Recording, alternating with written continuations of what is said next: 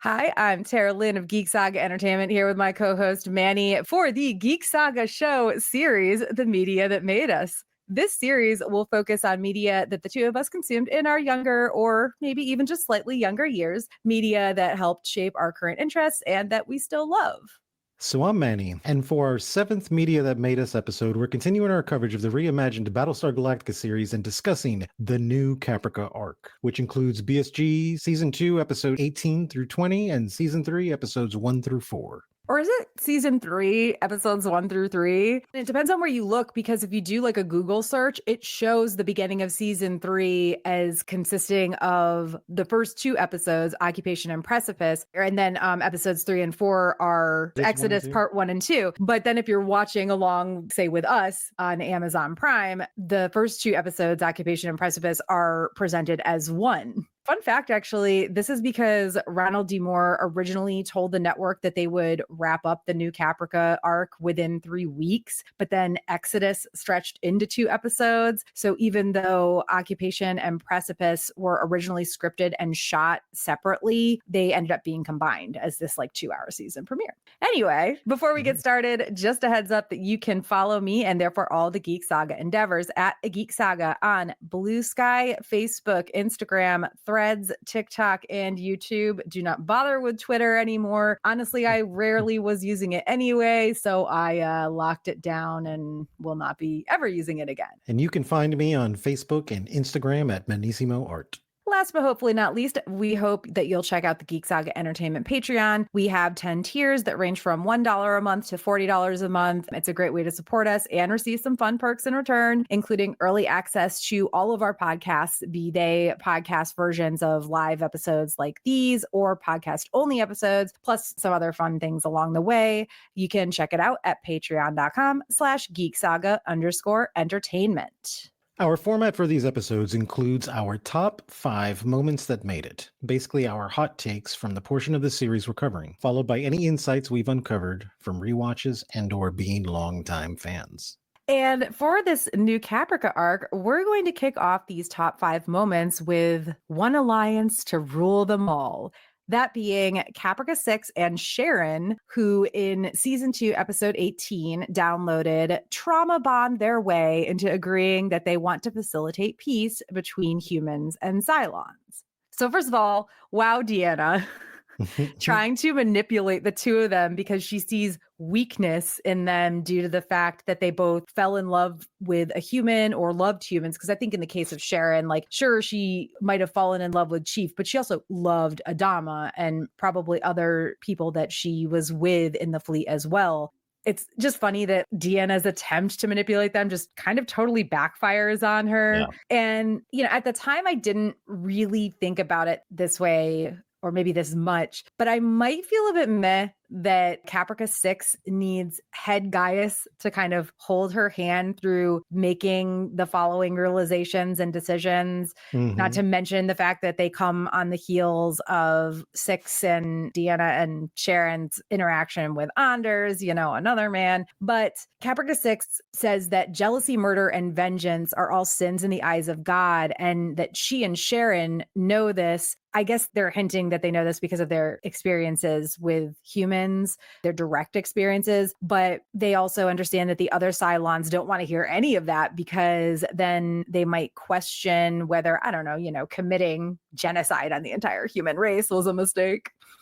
It was a little bit amusing to me how they're letting Anders go at the end of this whole back and forth, but he pauses to ask, "Who are you? What kind of people are you? What kind of people are you?" I get it. It's a good moment, but also just go. They're letting you go. Go. Yeah, don't waste any time, man. Just go. And Caprica 6 responds saying, "I don't know." But in my opinion, the word "yet" is kind of hanging unsaid at the end of Mhm. that response. And yeah, hey, now maybe they, as two heroes of the Cylons, can show the others the right way, which bold of y'all to think that. But I do love how Sharon is so with Caprica 6 on this, even knowing what's coming, like Yeah. how not great the whole thing goes. Mhm. It's very uplifting. Like Sharon is kind of like crying. She's like, I'm with you. And they're like holding hands, and the light shines down as the Cylons above remove the rocks. And it's like, Yep. oh, Yep.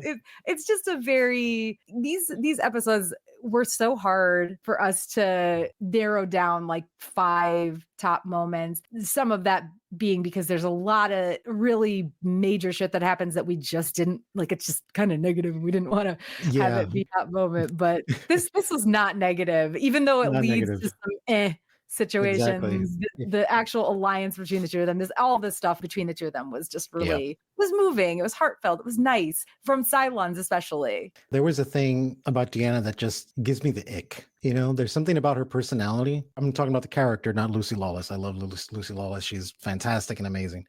But when they're sitting there talking, you know, and they're just kind of in a private conversation, and Deanna rolls up and she's like, hey guys, what are you doing? And they're just like, we're just talking. Oh, about what? It reminds me of those people that try to get you to go to church and they're trying to be your friend. They don't have that same glide to like get into the inner circle. So they do weird shit like that. I don't know. There's just like, she's clearly just trying to like manipulate them, you know, and like, oh, see, we're all friends here, right, guys? High five. Look, like here we are.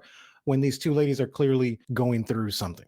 They both just got resurrected. There's all this shit that happened, and they're trying to kind of work it out in their heads what exactly it's going on. But Deanna's pushiness was definitely just like a little bit much, and definitely it's like the only thing you're gonna accomplish is these girls are gonna close themselves off to you because they don't want to like. What I did like about Caprica and Sharon is that they're both going through a very similar kind of thing, but they're both dealing with it in two very different ways. Sharon is more outward. She's more angry. She's loud music, working out, breaking shit. My whole life is a lie, da da da da, all this stuff.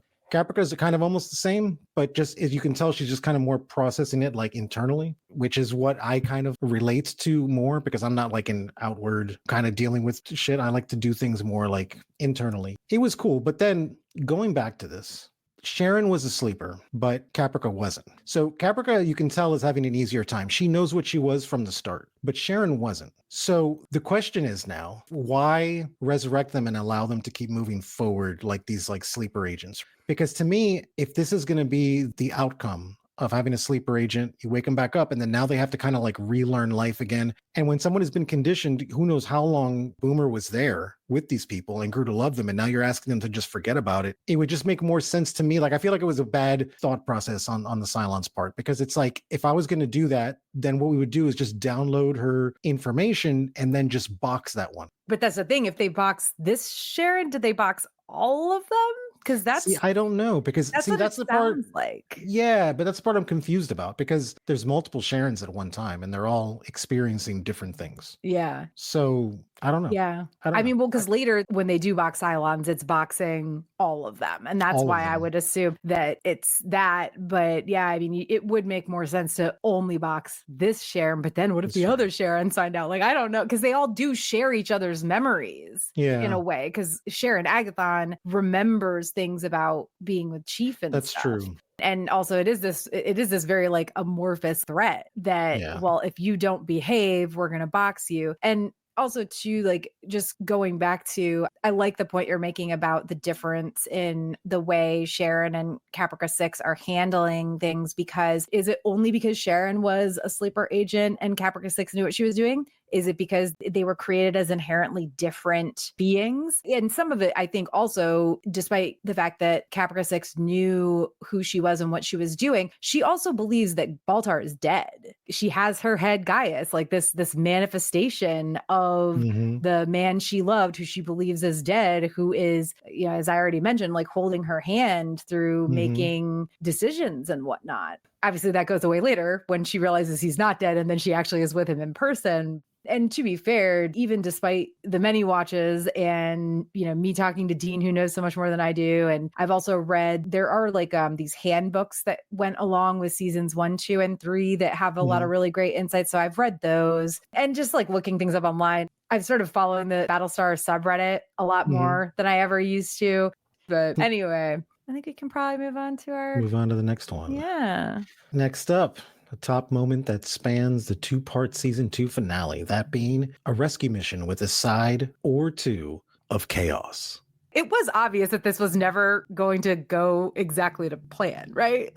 Yeah. We all knew it wasn't just going to be like a fly in, scoop them up and leave sort of thing. But wow, the whole like host of problems that they have. First, this navigational error that is actually what leads them to discover the habitable planet that becomes New Caprica, which is part of the reason why this particular rescue mission made it into our top moments, because there's a lot of other stuff that goes into it. But one of the very important things is, whoa, if they hadn't done this rescue mission that involved this navigational error, they may probably never would have found New Caprica because of it being in the nebula or whatever. Then when the search and rescue team finally does land on Caprica, they're too late to save like half of Anders' crew because those people all died that very morning when their base camp got hit. It's a big oof. It's like maybe if you hadn't had the navigational error and then also landed like in the wrong place, you might have been early enough to save them. Like, way to make them feel bad, guys. No, but that's what Battlestar does. Let's face facts. We know the level of abuse we're taking by watching the show. Well, now we do, especially. Yeah. Rewatching. Yep. And then, of course, the Cylons, or maybe more particularly the Centurions, are right behind them when they find each other, and they attack within minutes. The search and rescue team and Anders and his people, they take this heavy fire for a little bit. They go running and hiding and diving behind random walls and stuff. But then like the Centurions just stop, and they end up at a standoff, for lack of a better term, for like 18 hours. And they do specifically say like it's been 18 hours. I have so many questions. Did they all stay awake for those 18 hours? But also, it turns out that at some point the Centurions just left. Like, man, I would be pissed that I didn't notice whenever they left, because I suppose there is a chance they're trying to say, oh, they just left. We just saw them leave. But I don't know that for sure. And I kind of think maybe not. Like, I kind of think they were just like hunkered down, and the Centurions, somehow they're like normal, like hoopoo, hoopoo, stomp, stomp, hoopoo. Like they didn't hear them leaving. I don't know. Yeah, exactly. They just magically vanished. Yeah. I'd have been like, I didn't hear no tin cans walking away. They're still over there. 3 weeks later, I'd still be sitting there. I'm hungry. Nobody slept. How many stims do we have left? Exactly. So they realize they're gone, and the brother Cavill, he like kind of like rises up. Like, out of the grass. It's a miracle. And it's like, let us pray. Let us pray. You see the one guy, the one soldier or whatever, he's like taking out. He's just taking out. Everybody's just kind of, yeah, sure. Yeah, it's a miracle. Let's pray. But Starbuck and Sharon are like, what's happening here? Who's this clown? Like, wouldn't they have known? For sure. Like Starbuck and Sharon would have known if this rando dude was part of their search and rescue team. Like, there weren't that many of them that went down there. So are they assuming that he was part of Anders' group? That's going to be one of those conversations when they all get back and they figure out he's a Cylon. They're all like, you didn't know? They're like, I don't know. I thought he was with you. Like, oh, I thought it was with you. If they had that, it was off screen, that conversation, because... But then the thing is that did he sneak up with them, or did he just magically appear, like we discussed, out of the grass, like... It's a miracle, like... I mean, I think he snuck up about the time the Centurions left, or maybe before, or just after. For sure, I think he snuck up. But yeah, I think it was like just before, during, or just after the Centurions were beating their retreat, as silent as it was. He was as silent as they were. In the woods, with branches and leaves and ruins with loose stones and shit. I mean, listen, they're Cylons. Like, I'm not disbelieving or saying I hate this or anything. It's just funny. It is funny. But I don't know, right? Because they make such a ruckus when they are like walking around and stomping around, But there's a few times in the show where they're in the forest and they're like, wait, hey, do you guys hear that? There was a twig that just broke, Like, wait a minute. Everyone's getting their guns ready and all this kind of stuff. Where it's in actuality, it's like, hey, do you guys hear? It sounds like a trash can that's rolling down the mountain. Do you hear this? I think they're about 17 clicks that way, but they're coming. They'll be here by nightfall. They're not exactly known for their stealth. Right. I mean, even when the Centaurians do first attack, Sharon says incoming, like she hears it, senses it, whatever, before any of the humans do. So you'd think, but I will say this, if you are in probably as many firefights as Anders' group was, you probably are partially deaf at this point. Yeah. And let's face facts, for people who have never fired a firearm before, it is extremely loud, extremely. So when you see some of these episodes where they're on the actual Galactica and they pull out their firearms, they're like, oh, let's start shooting. You're in this, it's like just an echo chamber and you're shooting a gun. I guarantee you pop 3 or 4 shots, you're not going to be able to hear for at least a good 24 to 36 hours at all. So maybe in all honesty, they did storm down the mountain, but everyone who came off the Galactica or Anders people are just fucking deaf. Because I know for a fact, those soldiers on the Galactica ain't walking around with ear protection just in case a firefight breaks out. Which, let's not even get started on the whole like, oh yeah, let's have a gunfight on a ship in space. With metal everywhere. No, nothing's going to ricochet or penetrate at all. Let's shoot those grenade rounds that we have, And speaking of people just like, or Centaurians, whatever, Cylons sneaking off, I'm also wondering, did I totally miss something? Or is there maybe a deleted scene that shows the Cylons actually leaving Caprica? Because even now, I'm still confused how they get back to the Galactica and Starbuck is like, the occupation is over. The Cylons have left Caprica. And it's like, how did you know all of them left? How did you know that the Cylon occupation is over? Them being left alone in that one instance and being able to escape means it's over? Or did you see things on your way out? It's very like jumping from point A to point Z. I would assume like maybe they just left to go get their friends and then here's our chance to skedaddle before they get back. Let's get the hell out of here and let's go. But at that point, if the occupation was over, it's like, guys, just take your time, Maybe stop by the store, get some supplies that are not all like irradiated. There's got to be some toothpaste stored somewhere. Yeah. Like toilet paper. Hey, toilet paper is not going to get radiated. That's fine. Yeah. I mean, of course, I know that once they get back on the ship, like Starbuck makes this announcement. And first of all, why does it even matter? Because the planet is not really habitable still. Like it was literally nuked into, not oblivion, but nuked to the point of being uninhabitable by humans for long periods of time. I mean, the only reason anybody survives on there for any period of time is radiation, like anti-rad meds. And there's, again, that's another limited supply thing. And who would want to go back to that when there are other options possibly? But yeah, then of course, the brother Cavill steps off and he's like, yes, the Cylons have left, guys. They're gone now. We're moving on to greener pastures. On to greener pastures. I'd be like, fucker, how do you know that? How do you know so much? And where did you come from, Chief does kind of do that.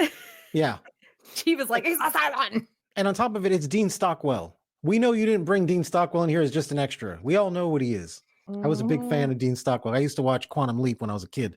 Honestly, a little before my time, Dean and I actually watched most of these episodes together. And he said kind of what you're saying now, that like, we all knew they wouldn't have brought Dean Stockwell in to just play like this random priest for part of an episode. And I was like, would they not? Who's Dean Stockwell?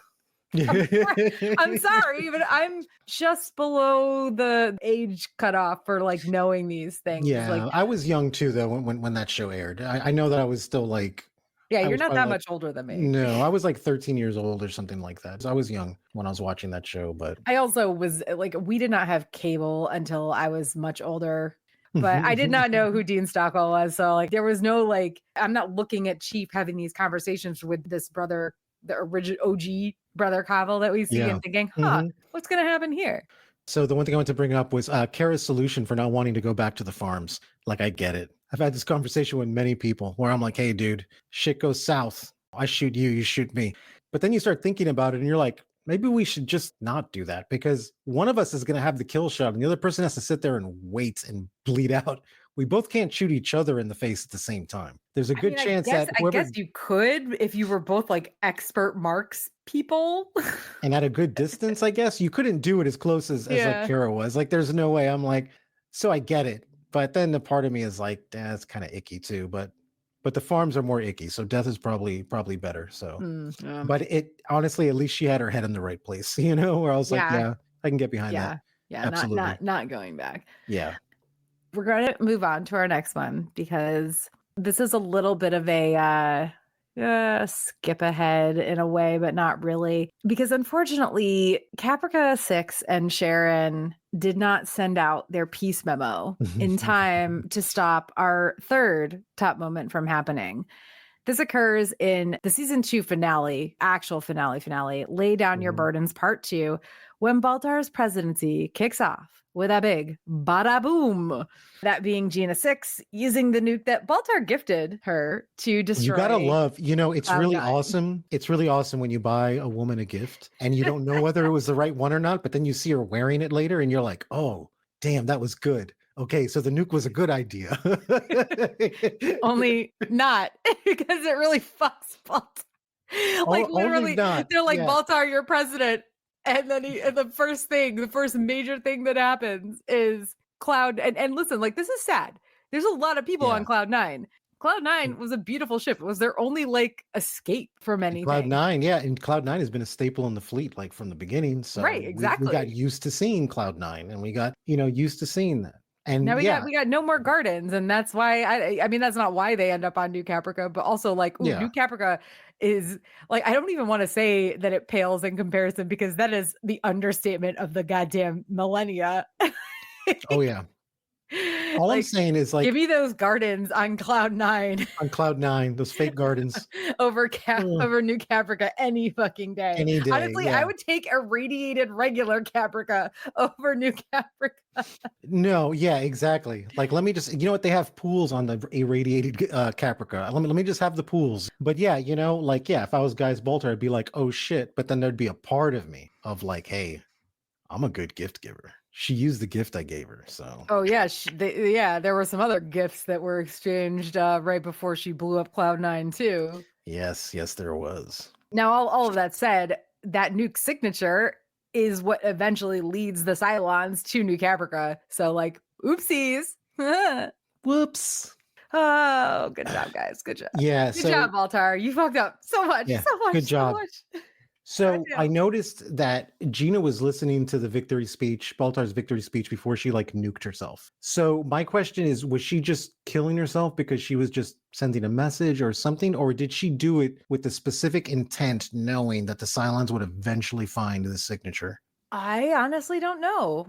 And weirdly enough, that's not, if it's something I've thought about, previously, I don't remember like ever really digging too deep into it, because to me I think what she did always read as this is her trauma response, this is her PTSD. Like, she has never really wanted to continue living. I don't want to even say that Baltar like gave her a reason to live, because he didn't, but he did he gave her the idea of actually enacting her revenge on Kane. He did give her the idea of don't just die, go take revenge, whatever. And then he set her up in a posh space, gave her the nuke as a promise ring of sorts. Yep. I don't know. Yep. I guess I've always just kind of put this away as she's wanted to just end things for a very long time, and this was the way she could do it with a bang. Pardon the very bad, I don't mean to make a pun, but how else am I going to say it? But I don't know though. I don't know. Maybe she was thinking, hey, they've found this planet and they're going to go inhabit this planet. And I want to lead my fellow Cylons here to continue their destruction of the human race that has continued to harm and traumatize me so much. So yeah, I don't know. Nothing that I've ever read has stated that that's why she was doing it, but that doesn't mean that I could have missed an interview somewhere. That's the way I guess I kind of always looked at it, was because at first was the trauma response, right? Like, okay, she just wants to that's the way I've always seen it. And when I did the rewatch, I was like, did she just want to take out as many humans as possible and then lead the Cylons back to where the rest of the humans are in the process? So that way she gets her own sense of vengeance, I guess. Well, because also she absolutely could not have known, at least I don't think she could have known, that, Caprica 6 and Sharon had formed this little mini alliance where they're then going to try to use their standing to convince the other Cylons that they could possibly be at peace with the humans. So yeah, I don't know. Like, if anybody's listening and has seen or heard something where it's been said that, yes, this was in fact Gina 6 trying to lead the Cylons to New Caprica, please let us know. So for number 4, we just have to say, congratulations, Lieutenant, because while it may be a short scene from this set of episodes, we couldn't not highlight Sharon Agathon being sworn into the Colonial Fleet. Seriously. This happens in the first episode of season 3. Well, which one of the first episodes? I don't know. It's either Occupation. I think it happens in Precipice because it's toward the end. So yeah, it happens. It happens in the Precipice portion of Precipice portion. I don't like that. I don't like that at all. It happens in the Precipice portion of the season 3 double premiere, I guess. When we were going back and forth about like what are going to be our top moments, and we were hemming and hawing about quite a few of them, and then kind of I dove in late in the game and I was like, fuck, how could I forget? This is something that is so important. To me, it's like it's important on the level or in the same, maybe in the same or similar way as the Caprica 6 Sharon alliance is important, because we know that Sharon Agathon is not being completely accepted by everybody, but this is important in that she does have Boomer Sharon's memories, and she also is in love with Hilo. She has been helping them in their fight against the Cylons, and even despite the fact that her baby died, which she does not believe happened, rightfully so, time has passed. She's been doing nothing but serving them, even as a prisoner. And now they're saying, here you go. You are one of us, at least on the official level. There's a conversation between her and Adama that comes before that is very touching too. But just this scene, man. And then afterward, she's with Hilo, and Hilo explains to her how much they were taught that symbols matter. And, the uniform means a lot to him. And she agrees. She says it means a lot to her too, and she won't betray it. This is a lot, and it's really important because she is a Cylon who has now been inducted as a fucking lieutenant in the Colonial Fleet. It's nice with everything that she's had to fucking go through and deal with, despite the fact that she's tried to help them at every turn, constantly being questioned and disbelieved and etc. I mean, God, even when they come back from the rescue mission that we were talking about earlier, Adama's like, take her to the brig. She knew. And she's like, she isn't even given a chance to defend herself or say, no, I didn't. Yeah, exactly. It was a touching scene that they gave her the rank back. However, let me just be the dark cloud in the room for a minute here. Boo. So it brings me to another caution that I would have had with their decision that they made with this. Can Cylons trigger other Cylons to do things? I know she's not a sleeper anymore, but if you remember when she shot Adama, she immediately started asking what had happened, which means that someone turned her on and then turned her off. And they couldn't just say, oh, you're a Cylon, and then she's like, oh, I have to do my bidding, because if she would have shot Adama, then she could have just been like, oh, well, now I'm going to kill myself, or now I'm going to do this, because now she's part of Team B now, right? She woke up out of it. She literally had no idea what was kind of going on, even though she did that. So that would be my, I guess, precaution when it comes to Sharon, is just because of that scene from season 1. She kind of did something triggered her. And obviously there was no Cylons in the room that triggered her, but there was something that flipped in her brain that had her shoot Adama. So, and then she came out of it and was like, oh my God, I can't believe I did that, and all this kind of stuff. I'd have been like, nah. Honestly, I love Sharon, but To be honest, my qualms are completely different. I have no qualms about that and how it happened and why it happened, because I feel like this Sharon has control over herself because of her relation. Maybe not because, I don't want to say because of her relationship with Hilo. I think that this Sharon has learned to gain control of herself. I think she knows who she is and what she wants to do and what she wants to be. And that is this version of herself. That said, my qualm from the Adama side of things would be like, I know that baby's still alive, and we lied to her and told her that the baby wasn't alive. And what if she finds out that it is? That would be because this Sharon has, I mean, look at her reaction, and I'll talk about this later, but like, look at her reaction to finding out that Hera died. My qualms would be more about what if she finds out the shitty fucking thing we did versus anything that, you know, happened with sleeper agent Boomer. I think this Sharon is her own person in every sense, and I don't think that there is, can she be manipulated by other Cylons? Possibly. I mean, we see Deanna try when this Sharon goes to New Caprica, Sharon Agathon goes to New Caprica, but even then she's like, no, I don't believe you, fuck you. But all that said, still, her finally, after everything she's done for them and gone through, being named lieutenant, part of things, whether or not everybody agrees with it or is going to treat her as such, it's just heartwarming a little bit. It was, you know, because I want the best for her. Worrisome, but heartwarming. Yeah, exactly. After you take a few in the chest, it might make you think next time. But I mean, I'm happy that they put her back in the fleet. Well, I think it's time, because we have so much more to talk about after our top 5 moments. So I think it's time to go into the, I don't even want to say like our number 5 top moment. It's not. We put it last because it's the top one. To no one's surprise, our final top moment is actually comprised of several awesome occurrences, because it is, in fact, the battle for New Caprica. First and foremost, in all of the ways, part of this top moment, because like we talked about this, we went back and forth over this so much and how we were going to like include all these things. So we had to make it about the battle as a whole. But first and foremost, in all the ways, the Adama maneuver. Amen. Rewatching it, I don't know if I even appreciate the fucking majesty of what the Adama maneuver is as much as I did the first time I saw it, when they just plummet the Galactica down to New Caprica. Is like, brr, they jump out and it just get wrecked. Yeah, exactly. Gets fucking wrecked. It's so good. It's so good. And who the fuck would have ever thought about this? Well, Adama. It's so, so good. It's so fucking, oh my God. I can only imagine that thought process with him. He was just drinking the night before and he's like, I got a great idea. I'm just going to jump inside the atmosphere. Yeah, why can't I do that? They'll never see it coming. Which is absolutely true. Well, they didn't. Yeah. Yeah. So you got to use your ship exactly as you're not supposed to use it to really catch them. I mean, Cylons are robots in the end, right? They study what you're supposed to do with something. They don't take in like the human factor to it. And that fucking move was very much a human fucking factor.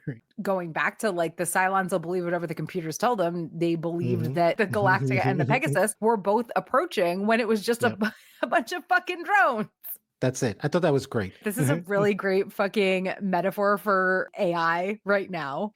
Oh, yeah. Some people just believe what they see. Anyway. Yes, exactly. So your thoughts on the Adama maneuver? Because I mean, I have nothing to say other than like, whoa, holy fuck, wow, love it. Yeah, no, this thing was literally, it was a chef kiss right out of the box thinking. And the music that's playing to it, that is one song. It is an 8-minute song on the soundtrack, 7 or 8 minute song that I still listen to this day if I'm going to go do something that is making me anxious. That's what I listen to because it's so powerful and it's all these drums and all this stuff. And you see these guys and they're just kind of like huddled down behind a fence and, you know, and they're shooting, they're kind of getting shot at from every direction. And all of a sudden they look up and you just see this thing just falling. It's on fire. And then one of my favorite little things was how calm Hot Dog was. Hot Dog gets in the tube and he's just like, yeah, he's like, all right, ready to go. And he's like, well, this is going to be interesting. And then the shot they used that just showed like part of the Galactica and you see the Vipers coming out and they're getting hit with like the atmospheric fire and stuff like that. And it was just like, dude, that is so awesome, man. And then they're just sitting there and you can hear, and it's funny because you can hear like the difference of the Viper engine versus the Cylon engine. So you hear them in the background, and the chief looks up and you see him start firing. He tells everyone to stop shooting, They blow open the gate. And then the one is flying through. He's like, oh, I got the guard tower. And you see that stupid Cylon up there with his little handguns, like,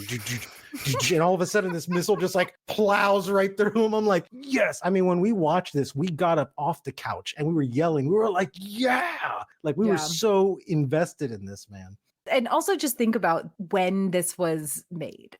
Like we're talking, what year did season 3 come out? 2006 or 2007? Either way, whoa, holy crap. How much things have improved, quote unquote, since then? I still don't know that this could have looked better, honestly. I don't. No, but that's the thing about, I would say 90% of all the special effects that deal in space with this show, aside from a few episodes that I felt like they kind of got weird with the special effects, it still holds true. I mean, it still looks great. 20 years later, I'm like, this thing still looks fucking amazing. Yep, absolutely agree. And then, of course, the unexpected, yet let's be real, also totally expected, Pegasus coming in for the save, because the Galactica blasts down into the atmosphere, like jumps back out. It does not go well for the Galactica. And then they thought there were like 2 Cylon base stars, and now there are 4. Adama's like, we can't handle 4. He's like, it's been a pleasure serving with you guys. And then prepare. Well, it's like that camera angle. It's the camera angle where it's like going away from it. The Pegasus just comes in for the save, and Adama had told Lee, wait, I think it was 18 hours? 18 was it 18 hours, hours again? What is with 18 hours in this show? I have no idea. It's always 18 hours. Wait 18 hours. And if you haven't heard from me, if I haven't returned, come back for me. And Lee was like, yeah, fuck that. I'm not letting this happen that way. Like it's not going to work out. And so the Pegasus comes in for the save. I think the shot too, the music is just so fucking hauntingly beautiful.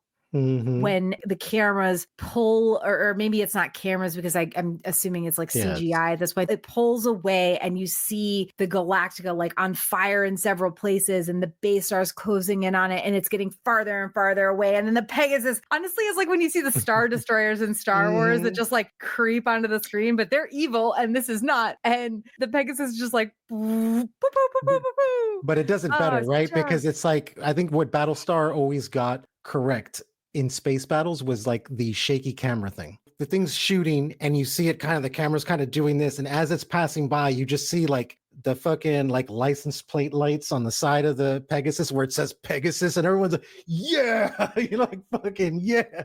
Again, like the best part about this part of the battle was the fact that even rewatching it and knowing what's going to happen, I was like getting choked up. Getting a little bit choked up when Adama's like, it's been great serving with y'all. That's not paraphrasing, masterfully paraphrasing here. But again, just that fucking hauntingly beautiful music as the Galactica is just like moving away from you and the base stars surrounding it. Oh my God. This is why we couldn't make only the Adama maneuver our last top moment, because this whole battle is a fucking top moment. Really possibly like this might be my top moment from like the whole series, gotta be honest.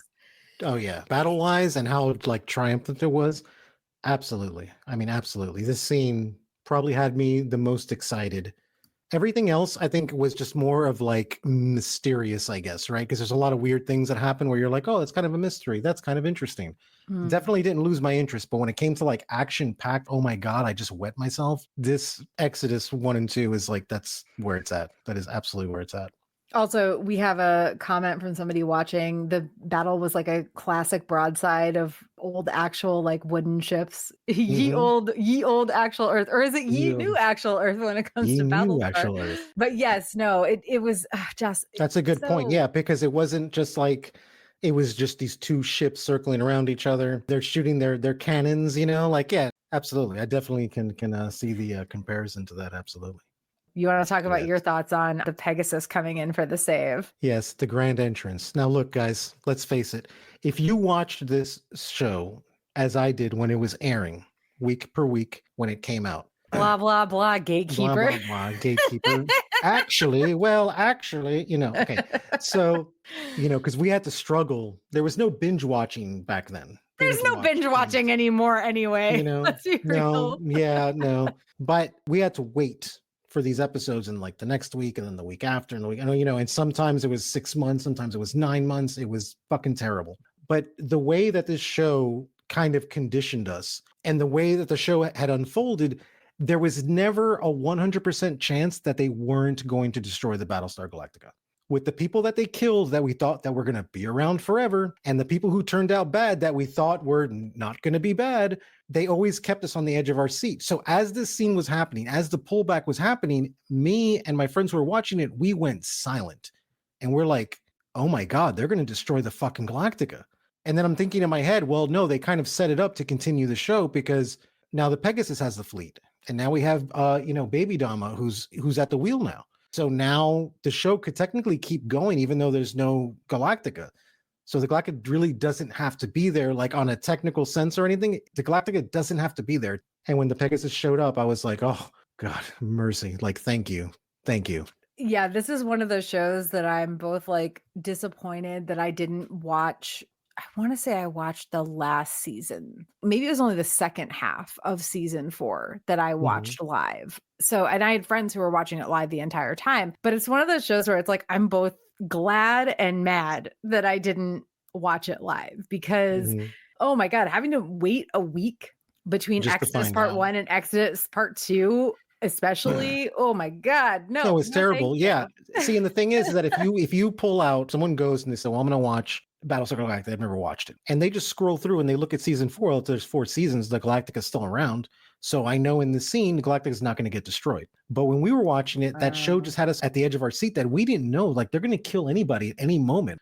The panic that they were inducing in show with characters was the same panic that we were feeling as real people watching it, because we have no idea. We like this character, but who knows? They might be dead in the first 10 minutes of the next episode. Like we had no idea. So when they did that, I will say this, I was not spoiled for anything. Like, even though I got to watch the first 3.5 seasons or whatever, the episodes back to back to back, I was never spoiled for anything. So that would have pissed me off though, to have known ahead of time. We've never said like all spoilers, but I feel like we've told you guys we're rewatching this. No, exactly. Oh exactly. man. Any last thoughts on the Pegasus? It was a risky ass move by Baby Dama, but it paid off. And it was smart too, because when he came in too, I was like, oh, this is awesome. I'm like, but where the fuck is the fleet? And he's like, oh, he left his fucking Vipers to like guard the fleet. And I'm like, holy shit. And then before I get onto the continuation of that, let's just move on to the next one, because I think that's going to blend into the next one. Yeah, because finally, when it comes to this show and this battle especially, sacrifices must be made. And in this case, that sacrifice was the Pegasus itself. I'm just going to say poor Lee, because Lee is like, I finally got command. I went soft on my command. Yes, I've rescued the Galactica. I've rescued like kind of everybody in this case, let's be real. But the Pegasus has taken more hits than it can stand just to save the Galactica. And now the best way for us to go out is to take out an entire base star with our entire Battlestar. It's sad when he says goodbye. He says thank you to the ship. Listen, whenever somebody puts that sort of like making the thing a person, and in this case, it really has been for Lee, especially. Like, I think maybe not, and I don't know, correct me if you think differently, but the Pegasus had never felt to me personified the way the Galactica was. No, the Galactica was just more of like a classic vehicle, and the Pegasus was like a new vehicle. New vehicles are great, but no one's going to care about them in 25 years. The Galactica was like a classic. Well, and two, like the Galactica, we've been with the Galactica since the beginning. The Pegasus is not new, but it's new-ish. But also like put yourself in Lee's shoes. This has been his ship, his home. He has to say, he's like, goodbye. And he says, thank you. And they exit stage left. And the Pegasus just pow, like right into that base star. And RIP Pegasus. We hardly knew ye, but Apollo, Lee, Adama knew ye very well, and he will Yes, miss you. And he will so miss you. He'll miss you greatly. Yeah, Pegasus being sacrificed. It was just, look, and when the Pegasus comes in and it starts shooting at that first base star, it fucking destroys it. It just fucking like splits it in half. It just didn't even think about it. And when I was watching this, and we're all in a rage at this point because we're just all excited, I was like, dude, if they found 2 more battle stars, the war would be over. Because those base stars, they look cool, they're weird and stuff like that, but those things are not as resilient as battle stars. That Pegasus blew through that thing like it was nothing. And then Hulk smash. Hulk smash. So they're doing this. And when Baby Adama is saying, take us right into the center, I'm thinking, oh, he's going to replace where the Galactica is at. He's going to get in the center of those and take the shots while they take off. But that's not what he was talking about at all. He was going straight for the heart on that thing. He goes there and it's like such a beautiful scene. They're getting out. It's like you said, he says, thank you. Everything is on fire. Everything is like, and the music is just reaching this apex, and you see the Pegasus flying, half of it's on fire, and you see the Raptors coming out at the last minute and jumping, dude. And when it plows into that fucking base star and just fucking explodes, it was so glorious. And the pieces that blew off destroyed the other 2 base stars.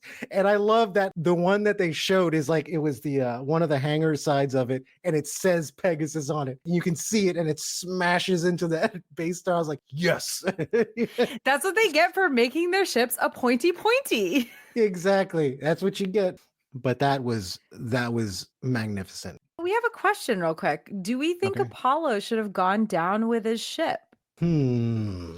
No, I mean, if everybody's off, they're allowed to leave the ship, right? Technically. Yeah. In, maritime, whatever, like you have to go down with your ship. I don't think he had to go down with his ship. Don't get me wrong. I think that for sure it would have made a huge impact if he had. But the thing is, they still had a lot of story to tell with Lee Adama.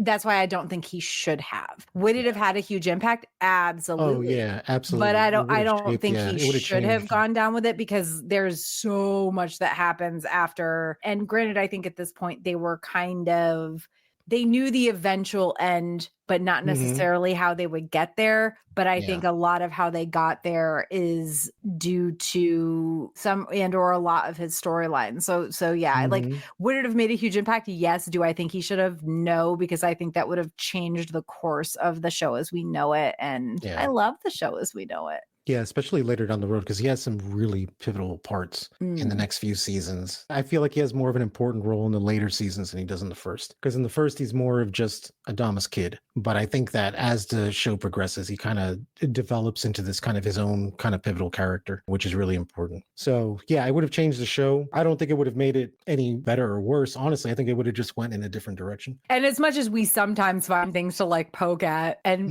make fun of or whatever, obviously we would not be doing this if we didn't fucking love this show as is. So exactly. So the last thing I want to bring up is, so the Pegasus sacrificing itself is not a new thing for old Ronald Moore. Old Ronnie Moore. He was one of the main writers for Star Trek Deep Space Nine. And how does he introduce one of the main antagonists of Deep Space Nine, which is the Jem'Hadar, right? They were the warrior race of people, the genetically altered people. They get the Odyssey, which is a Galaxy-class starship. You have to remember, the Next Generation was on the air at the same time as this. So we saw that ship and we're like, wow, that's just like the Enterprise. That's one of the Federation flagships. And the Jem'Hadar says, we're going to show you how dedicated we are. And they take one of their ships and smash it into it and blow it up. And everyone watching that episode was like, oh my God. So I had the same feeling with the Pegasus thing here. I'm like, oh, okay, yeah, I'm kind of seeing a pattern here. And actually, as we go on, there's going to be a few times that I'm going to recite back to Deep Space Nine, because there's at least 2 other main things. You already have a couple times as well. But yeah, so since Ronald Moore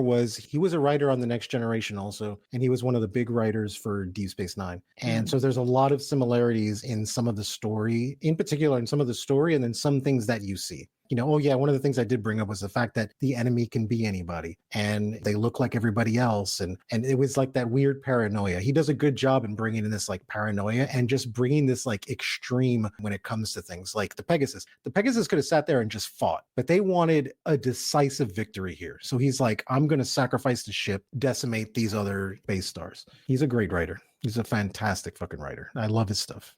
So I think it's time for us to talk about some insights. Insights. Yeah, some insights. And as I have mentioned in our previous BSG episodes, while we cover this show, I'm going to refer to any Easter eggs or bloopers that I mention as Dean sites because Dean, my partner, knows way more about this series than I ever could. He won't stop pointing things out to me, and I've long ago lost track of what I knew before I knew him. But I did give Manny a couple of these Dean sites just so that it's not me reading all of these, because there's a lot actually for these episodes. We've had very few in a couple of our previous arcs, but for this one, there's a lot. So I'm going to start the Dean slates by mentioning that they wanted to do a Cylon-centric episode. And originally it was going to be about the Cylons staging a raid to steal information about Earth. Sorry, that's a Lilo and Stitch pronunciation. I had to. But the writers, Ronald D. Moore, they couldn't really figure out a way to make it work. And so that Cylon-centric episode became downloaded instead. I think they did right there because who needs? Because I think that the reference was that they wanted to do like a Nazi style like raid sort of thing. And no one needs that, guys. Another storyline that was explored and eventually abandoned was that instead of Roslin facilitating the rehoming. That is a choice of words. I chose that word. I'm sorry, but they call, like Roslin refers to Hera as it. Yeah. Anyway, so like instead of Roslin facilitating, the rehoming of Hera, the original plan was that they were going to have Baltar, Gina 6, and Deanna Beers work together to kidnap Hera. Now, that does sort of eventually come about because in Exodus Part 2, Maya, R.I.P. Maya, she seemed fucking lovely. Poor Maya. She died in Exodus Part 2. Died, I guess, protecting Hera because she died like with Hera like in her arms, like bundled under her. Caprica 6, Baltar, and Deanna Beers find Hera alive and they take her. So it did evolve into that maybe. I actually couldn't find any information on it evolving into that, but that's, you gotta assume because like, they explored this storyline of Baltar, Gina 6, and Deanna Beers kidnapping Hera, and then it turns into Caprica 6, Baltar, and Deanna Beers kidnapping Hera. Because it is kidnapping because they do just, take her. Like, yes, Maya's dead, but my baby now. Next up, Tyrell's speech at the end of Lay Down Your Burdens Part 2 was actually based on a real-life speech given by civil rights activist Mario Savillo in 1964. Yeah, that is absolutely true. I do remember that. I thought I didn't pay attention in history class, but I did because when Tyrell started doing that, I was like, hey, I know what that is. I know exactly what that is. So that was cool. It was very close to the original speech. They got permission from his widow to use it, which is honestly like, that's nice. They didn't just steal what is essentially a public address, and I don't even know what the laws are about that, but they asked permission and got it, which was nice. There's also a Resistance member named Charlie introduced early in season 3. He later becomes a bartender, but the same actor also played the Armistice Station officer in the opening scene of the miniseries. And I'll be honest, like neither Dean or I knew whether the bartender he becomes. I think it's Charlie, the Resistance fighter, who becomes a bartender, but also played this entirely separate character. So that's fun. Apparently, a lot of people ask Ronald D. Moore whether the Cylon occupation of New Caprica was inspired by the situation in Iraq at the time, but that was not the case. They took inspiration from Vichy France, Vietnam, which we have referenced several times previous because I really feel like there's a lot of Vietnam parallels in this series. The West Bank, which is also a very interesting, and even the Romans occupying Gaul. And then last but not least, Jake the dog, the dog who they like flip over his bowl to signify that there's a secret message in the drawer somewhere. Yeah. He was named after Ronald D. Moore's own Australian Shepherd, who had also been named after a previous Jake the dog that Moore had. And also, I hear Jake the dog and all I think is Adventure Time. But also, I see Jake the dog on screen in this show, and he's an Australian Shepherd, and I have an Australian Shepherd mix. And he doesn't really look like that. Like, he's black and white, but he's got perk ears instead of laid. I don't know. I love my dog. My dog's name is Sokka. He's named after the character from Avatar: The Last Airbender. And I love Australian Shepherds. Okay, I think it's time to move on to our personal insights. So first up, Manny. First off, this is an interesting one for me because this is like one of those stupid things that I shouldn't think about, but I think about regularly. The raptor jumping into the mountain. It's messed up. Not how I'd want to die. But how would that work, though? Does the raptor get crushed or does the mountain explode? I mean, 2 points of matter are not really going to occupy the same point in space. One's going to crush the other or it's going to explode. It's a cool concept, but they were getting the beacon also. When they were like, oh, we know where it's at. It's inside the mountain. So the beacon was still there, leading me to believe that it did not get crushed.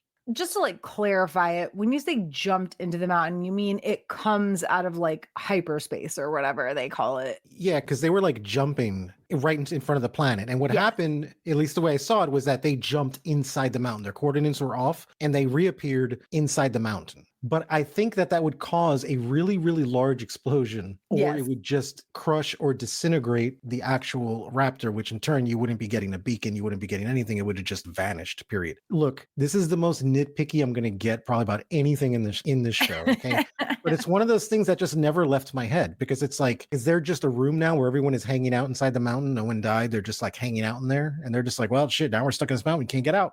I would just think if you punch a cake, the cake goes in all directions. Yeah, but right? a cake is not a mountain. Cake is not a mountain. So which one is stronger? Is the raptor stronger or is the mountain stronger? Quote of the episode: a cake is not a mountain. A cake is not a mountain. My first insight is about Hera's birth. Oh my God. She's born premature, and Sharon and Hilo are just so like fucking adorable about like they're holding her little fingers. And I've had several friends who have had babies born premature, and I know both the beauty and the stress of like that situation where all you can do is put your finger through like into the incubator. My God. And then like Sharon's heart-wrenching reaction to being told that Hera died. It's so visceral and so hard to watch, but still somehow so good. I also just gotta give a Doc Coddle shout out here, one of our faves, because he was totally against this whole fucking thing, but somehow he was the one that had to tell them that their baby died. And Sharon just like attacks him, and fucking poor Doc Coddle. Doc Coddle does not deserve justice for Doc Coddle. No, honestly. Dude. Exactly. Such a fucking great guy, such a great character. Did not deserve this shit. I don't blame Sharon for it. I blame other people, which brings me to my side note about this, which is at least we got that amusing, even though maybe it shouldn't be, back and forth between Rosalind and Baltar, where after Hera is born, Rosalind asks, and I'm using her words paraphrased, what they're going to do with it being Hera, if it survives. And Baltar is like, what are you suggesting, that we throw it out the airlock? And Rosalind just eyeballs him. And she's like, I don't make suggestions. If I wanted to throw it out of an airlock, I would. Whoa, girl. I mean, listen, you're not wanting to throw it out of an airlock. That's good. But also that Rosalind just being like, whatever, dude. I do not make suggestions. I would just do it if that was the thing I was suggesting. Like, fuck you, Baltar. Well, she kind of demonstrated that though, didn't she? With the first, like, Leoben. Remember when Leoben first showed up? She all plays the pity thing with him, like, oh, like, whatever, yeah, and it's going to be fine. And then she's like, throw him out of the airlock. And, like, didn't hesitate. It was, like, the first time you really saw the, like, lower claws come out. Where you're like, wow, she's going to do it. Yeah, but there's a big difference between Leoben, proven bad Cylon, and a fucking innocent preemie baby. Look, in Laura's defense, she didn't throw the baby out of the airlock. A matter of fact, she didn't, and she never wanted to. That was not her, you know. I mean, they went through the trouble of faking the baby's death and not even keeping the baby for science. They just wanted the baby to be raised by other people and kind of see what happens. Because they could have just said, like, well, the baby's dead, but now we're going to keep it for science and we're going to like jab it and poke it and find out what it can do, which is like ridiculous. Like it's a fucking baby, bro. I don't understand what I would have just told Boomer, like, look, you're going to keep the baby, but let's just tell everybody that the baby died because of what it is. And we'll need you to keep the fact that you have the baby a secret. I think Sharon would have totally have been down for that. She'd have been like, like, yeah, absolutely, I'll do it. But the way they went about it just goes to show that they didn't trust Sharon regardless. So that's why. Yep.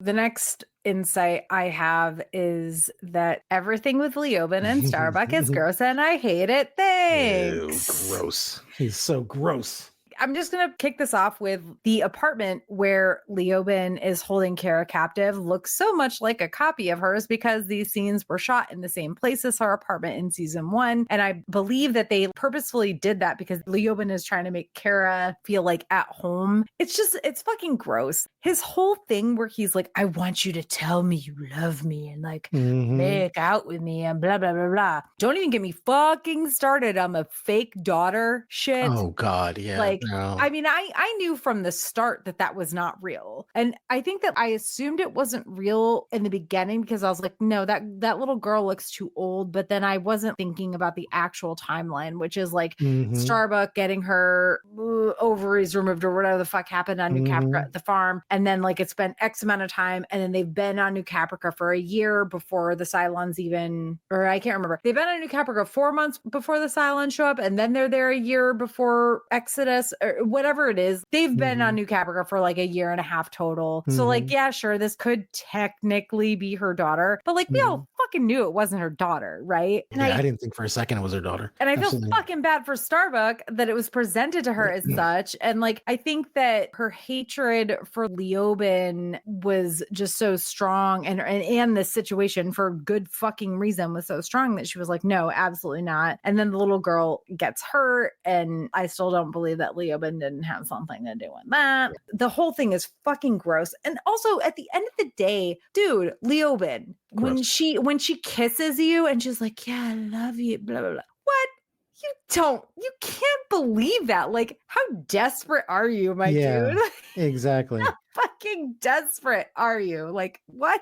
I don't know. Like, do you have any thoughts on this? Because the whole thing just angers me. And it leads to so much darkness in Starbuck.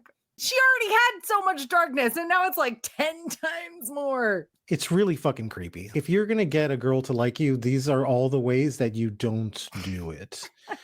You know what I'm saying? Just don't do these things. It's simple. If you want to like attract a woman, I have a great idea. Don't hold her captive. That's an easy one. Just don't hold her captive. Don't tell her that this baby's hers because you happened to steal one of her ovaries a few years prior. Don't do these things. Like you're asking to get knifed, which he does few times. It was fucking terrible. And that kind of flows into what I'm going to say next, to another one of my insights here, is that why is it that for the Cylon women that they introduce up until this point, they all have a level of charm and like welcomeness to them, or they'll play a character that is welcoming or something. Boomer is a very... At first, anyway. At first. Yeah, at first. Deanna at first, like, okay, yeah, she's the little spunky one. She's strong-willed or whatever. That's cool. Yeah, that's awesome. It's great. You got Boomer, who just seems like a very, I don't know how to say it, like an everyman's kind of person, right? She's just somebody you hang out with, you have drinks with, where like, fuck yeah, you know, she can fucking take it as much as she can give it, right? Cool fucking person. And then you have Caprica, right? Where she's very pretty. She's beautiful. And you can see when she plays someone who's like a nerd or whatever that they were trying to like do, like, yeah, you still took her seriously. Like there was just something about her. Yeah. It's very, she's all that. Dye her hair darker blonde, put it in a ponytail and put on some glasses, and she's just a pretty nerd. She's just a pretty nerd, you know? And when they make her up, they just slightly use makeup, just a little bit. So every one of the female characters have something kind of going for it. Every male Cylon that they introduced is fucking creepy and disturbing. Every single one. There wasn't one of them, any of them. The fucking news reporter guy, look, the news reporter guy, I wanted to throw him out of the airlock after he said the first sentence. I was just like, oh God, this guy. He's one of these corporate weirdos or something, you know? I think it's all, on both ends, it's all very stereotypical. We've got the sexy one, 6. We've got the I'm not like other girls, Sharon. I don't know what I'd call Deanna. Maybe I'm everybody's friend. Well, I don't know. No, she's like the I'm too pushy for a woman one. Yeah. And then for the men, we've got Brother Cavill, who I mean, Brother Cavill's a weird one, but oh my God, what's his name? The farm guy, the farm Dylon. I'm The blanking on. doctor, yeah, I Yeah, can't I'm remember blanking which on his number he name right is. now, but he's just creepy to be creepy. Leoben, he's like He's creepy creepy. ex who's like too obsessed with you. They're all stereotypes. I don't know like if I want to judge the show or the writing or whatever on that or not, Mhm, because I think the point of it is that they were creating humanoid Cylons in mhm. these stereotypical roles. I get that, but why couldn't they make a charming guy? I mean, even Caprica's charming. Yeah, but Boomer's also charming. I'll be this is a conversation I was having with Dean today. Every woman has had an experience in her life where a man, at the very least, but usually several men, have been creepy as fuck. I don't know what Ronald D. Moore or the writers were trying to like portray with this, but I don't disagree that all the dudes are creepy because if the Cylons were creating their humanoid versions based on human stereotypes, then they've got, I guess, Cavill. He's not really creepy at first. He's just the priest. And the reporter guy, I don't remember enough about him from before we knew him as a Cylon. So I can't really speak He was to just like a dweeb. He was just kind of like this dweebish kind of guy. yeah. Even Leoben, we don't know what Leoben was before he Mhm, got obsessed with Starbuck. But for me, I see it as they were trying to create humanoid Cylons. And so they went with stereotypes. And so with Brother Cavill, they went with the religious one. mhm. With the fucking doctor, what is he, a 4? A A 4, I think. 5?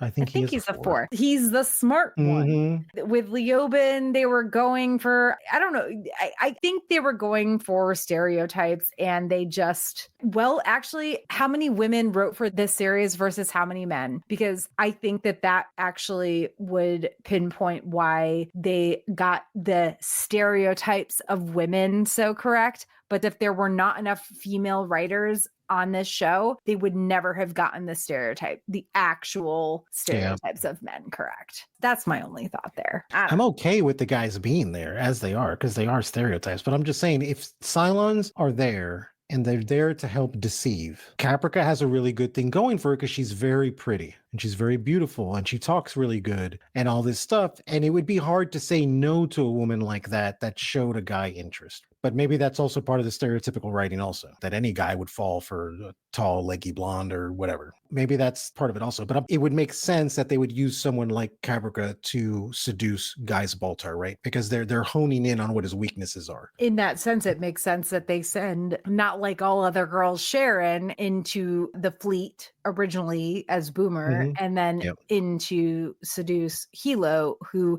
isn't going to fall for just any Mhm. girl. This is probably a way deeper conversation that like needs to be an episode entirely in and of itself, because Yeah. I do feel that this probably has to do with the number of male versus female writers on this Mhm. show. And this isn't, I'm not shitting on what you're saying by any means, of course, Mhm. but I do think that it does speak to the fact that they got the female stereotypes. So like Mhm. the male gaze is on those female stereotypes. The dude Cylons are off. All of them are off. Now, that said, I'm adding this in as like an extra because oops, I forgot to add it into our notes. I forgot to talk about Leodama going soft. I'm holding my phone because I'm referring to my own notes on my phone. But there's this whole thing where, yes, Lee has gained weight. Okay. First of all, he is not fat by any means. He's like slightly bigger than Dad Bod. Like Yeah, he it's is. just dad bod at that He's just point. not he's just not like military fitness dude Yeah. anymore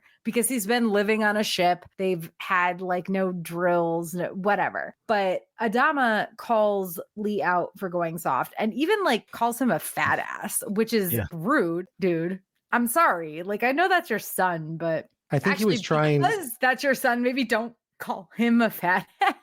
Yeah, so just kind of like coming from that kind of parental concept, not that I treat my kids like that, but just from the way that I grew up, that was just to me, and the way I see it, it was a clear, like tough love kind of situation where he's letting him know, like, yeah, you got soft. And then you get to hear Edward James almost say, get your fat ass out of my office, you know? Yeah, And it's just yeah. like, Oh my God. I do think that Adama was focusing on him getting soft in terms of his command, his duties, etc. I don't think it was all about his weight. I also wanted to point out how, yes, Adama is being really harsh with Lee about this whole situation. Then Lee goes back to the Pegasus and he's with Dee, who is now his wife, by the way. He's like, my dad called me soft. Can you believe that? And she agrees, but she, pardon the pun again, softens her agreement by saying, like, it's not about your weight. It's that you have like gone off your duties. You're not paying attention. It's such a great dichotomy between Adama, the father, who is a military man, talking to his son, who he loves, but sees as a military man, and Dee being like, yeah, I know you've gained weight, but that's not what this is about. And no matter what your dad said, that's not what the issue is. And I love that she approaches it with such Dee deserved better. My God. I can't. That's all I gotta say. Dee deserved better. Dee deserved better. And I think when they made Adama heftier, it wasn't a like, oh, you're fat, look at you, or like whatever. Yeah. I think that was the best way that they can show the audience that he had kind of not putting in the same effort that he used to put in a very short amount of time, because they had to kind of build this new character, which is like the new Adama, pretty much. They had to build him really quickly. So all you needed to know was that he was not, the way I saw it was like, it's not that he's fat, it's that he's not in shape like he used to be, meaning that he just kind of gave up. You know, he's not working out, he's not doing anything. Our commenter has said it could have been to show contrast on leadership styles and how they look at the situation on New Caprica. Adama is still set on getting his people back, and Lee has kind of forgotten what the mission is. I don't disagree with that. But I also, like you said, it's been, so let's say a year and 4 months since the fleet jumped away. I don't know about you, but if I just sat on my ass and did nothing for a year and 4 months, I would gain a lot of weight. And not only that, is that if you're somebody who works out and you get ripped,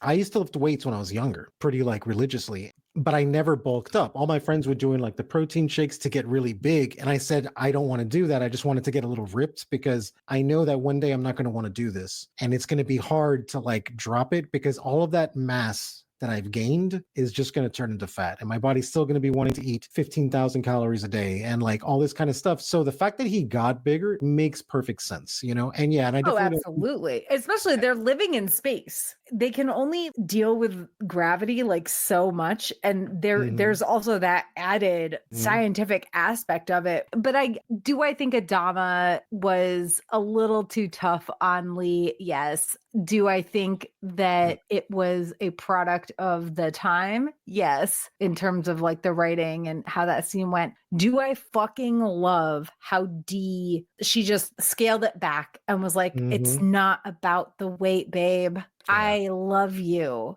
but you have kind of given up.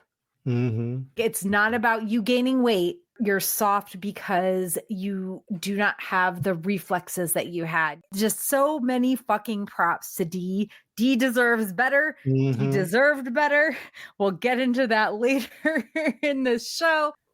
Anyway, okay. Something I did like was Zarek asking Rosalind when they're about to die. They think they're about to die. They've been captured by the Cylon / the New Caprica Cylon police people. They've been brought out to this like field where they're clearly going to be executed. Zarek asks Rosalind if she really did try to steal the election. And she's just like, yeah, I kind of did. And he's just like, wish she had gone through with it. She gone through with it. She basically says, yep, me too. Me too. It's such a great moment between them. I loved their interactions, just even from when it starts, when he gets on the thing and she's just like, hey, need a ride? And it was funny seeing him there because he's like, what are you doing here? I loved their like little interactions. What are you doing here? Yeah.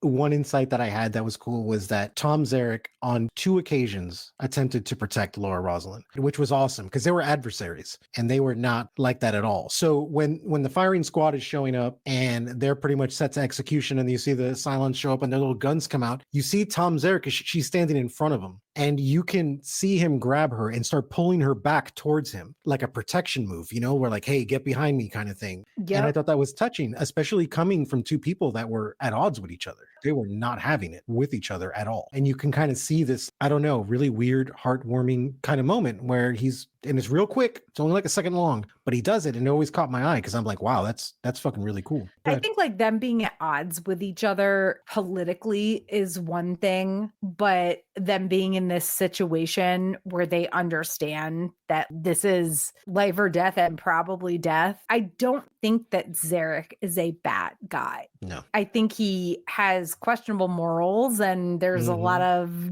stuff going on there. But also Rosalind has had questionable morals, as we've already discussed in this very episode, not to mention before, in our previous episodes. But yeah, I think that it wasn't surprising to me that he was like, let's band together and protect each other. Not at all surprising. I thought it was cool. I just like saying that, there's a lot of people who I was at odds with, you know what I'm saying? And we see them again. Like, I don't think we spoke about it, but Colonel Ty and Kara, when Colonel Ty comes down to the planet and Kara's like, oh, hey, and he turns around and you can see they're like happy to see each other. And the way he reacts to her and he's all like, hugging her and like, oh, and these people, I mean, she hit him a few times at this point, like they were always at odds with each other. So they do these like really cool kind of like moments like that. I thought of that moment when I was watching like the trauma bonding. Yeah, trauma bonding. Everyone is the best of friends in trauma. Yeah, that one. And then the second one was when they're liberating New Caprica and Tom Zarek's with Laura Rosalind, and he grabs Jammer, right? And he's like, hey, and Jammer's like, hey, I didn't do anything, which we'll get into in the next podcast. And he pulls out a gun and he's like, no, he's like, take this. He's like, protect her. Don't let her out of your sight. And it was like, wow, like that's cool. He's giving up one of his firearms. Let's face it, it's probably the only firearm he has. And he's like, protect her. She's important. That was pretty cool. The last thing I want to talk about, and I think you and I both wanted to touch on this, but didn't think to put it in the notes, is when everybody is back on the Galactica. Oh, yeah. And they have this like amazing reunion where everybody's like, Adama, Adama, Adama. Right before that, Adama had a moment with Ty. And it's like this beautiful, this whole scene is like, it's beautiful. It's great. It's like, oh, we've rescued everybody from New Caprica and the Cylons, and we're back on the Galactica, and we're going to go reunite with the fleet. But y'all, Ty just had to kill his wife. Yep. That was dark as fuck. Ty also, like, he's also been captive. He's been tortured. He lost a fucking eye. I can't fault Adama. Adama gave Ty a moment like, hey, oh my God, I'm so glad to see you again, etc. But it's such a triumphant scene in so many ways. But then Ty is just wandering off on his own. It's a tragic happy ending is what it is. Tragic. I don't even know. Tragic happy ending. I don't even know if that like encapsulates what it is. It's this like triumphant thing that they've rescued everybody from New Caprica. They're going to, I don't know, go find Earth, but they're still like, they're fucked again because the Cylons can still find them. They only have the Battlestar Galactica now. So many people have died, not to mention all the other nonsense with Deanna and Caprica 6 and Baltar kidnapping Hera. Yep. But that moment where Ty and Adama have this really sweet moment, and then Adama's, everybody's hoisting him up, Adama, Adama, Adama, and Ty just walks away all by himself. Fucking heartbreaking. And no, it was. And I mean, look at Kara's face when the real mom of the baby shows up with that kid. You can tell she was very shocked and was like getting used to the idea that maybe that was her kid. So she just got that ripped away from her. And then that's when Ty talks to Adama's right after that. And then you see that happen. You see him walking. And then when you see how their characters are going to kind of unfold moving forward from here, you're like, oh yeah, well, they're both fucked up. And not that he wouldn't celebrate his very good friend Adama's, like it's not about that. He just had to kill his wife. You don't kill your wife and then walk away from it, like you just don't. One would hope anyway. One would hope. I mean, he really loved her, as crazy as she was. Yeah. He really loved her. Dark, yeah, that was fucking dark. even after all the battle and everything, that is probably one of the most like poignant moments in this entire arc. Is that ending when Ty is walking away. Yeah, everyone's back and it's easy to say, look, victory, everything is great. Here comes the actual collateral damage now. That was rough. That was brutal. And listen, I know Ellen fucked up so bad. Like she was bad, but oh my God. All right. Any last thoughts? No, thinking about that ending just makes me want to drink more. I feel that.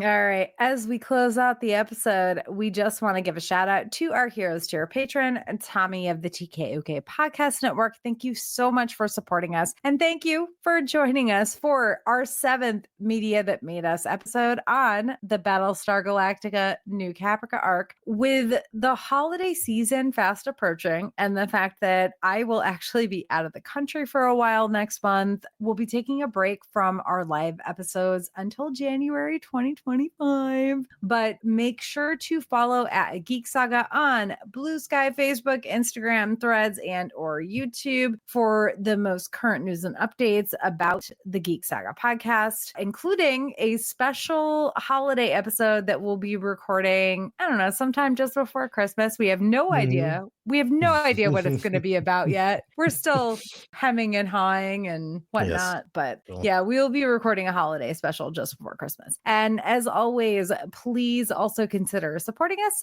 by backing our Patreon at patreon.com/geeksaga_entertainment.